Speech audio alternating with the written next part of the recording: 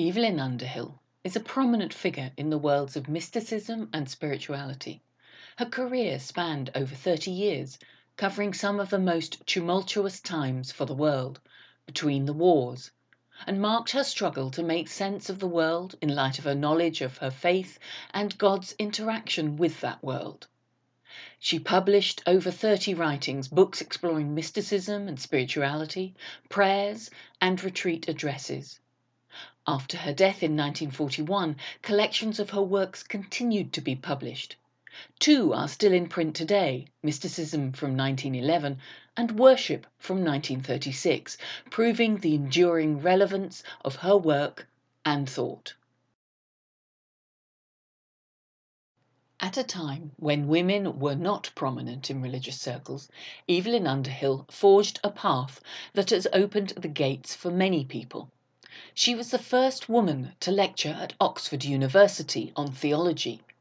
She was the first woman to lecture Anglican clergy and the first woman to be included in the Church of England commissions.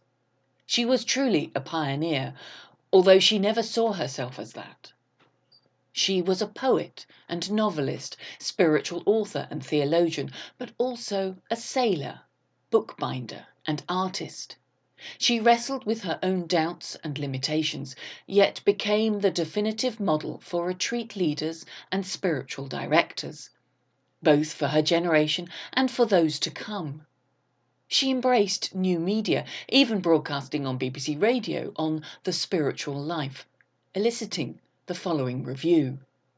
She was there to bring human beings in touch with their Creator, and, please God, she would do it if she could.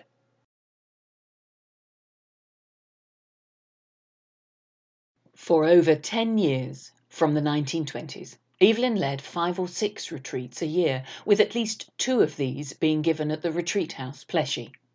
Writing in May 1925 to Lucy Menzies, her good friend and later warden of Pleshey, she said of a recent visit to the house, "Pleshey was heavenly. Though there was some rain, it was possible to be a lot in the garden, which was full all day of the song of birds. And at Compline, a nightingale sang just outside the chapel window. I stayed an extra day, a great luxury, and came away feeling much better in body for it all." Retreat enabled Evelyn to come to God and to bring others with her. This prayer of hers sums that up.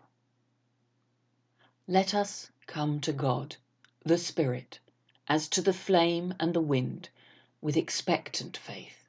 Let us draw near and see with what power, with what light, with what cleansing life his love is shown to us, whom he sanctifies. Amen.